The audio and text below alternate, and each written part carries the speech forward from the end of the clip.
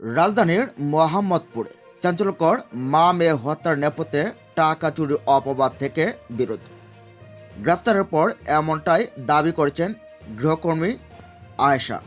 বুধবার 10 ডিসেম্বর ঝালকাঠি থেকে গ্রেফতারের পর পুলিশের কাছে হিট অব দ্য মোমেন্টে খুন করার কথা জানিয়েছেন গৃহকর্মী আয়েশা।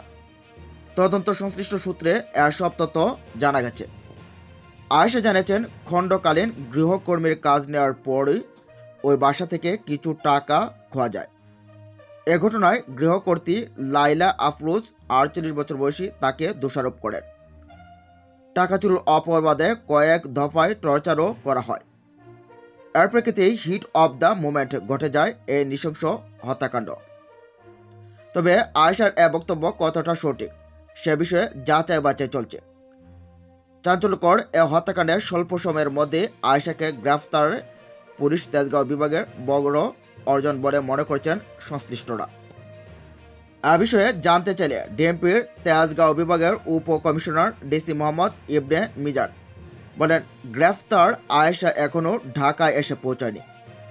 তাকে গ্রেফতারকারী টিম ঢাকায় পৌঁছালে জিজ্ঞাসাবাদ করা হবে। এ বিষয়ে আগামীকাল বৃহস্পতিবার সংবাদ সম্মেলনে বিস্তারিত জানানো হবে। উল্লেখ্য, গত সোমবার মোহাম্মদপুরের একটি বাসায় গৃহকর্মী আয়েশার হাতে নৃশংসভাবে খুন হন গৃহকর্ত্রী লাইলা আফরোজ ও তার মেয়ে নাফিজা সাওয়াল বিনতে আজিজ। হত্যার ঘটনায় সোমবারে লাইলা আফরোজের স্বামী স্কুল শিক্ষক আজম আজিল হক ইসলাম মোহাম্মদপুর থানায় একটি হত্যা মামলা দায়ের করেছেন।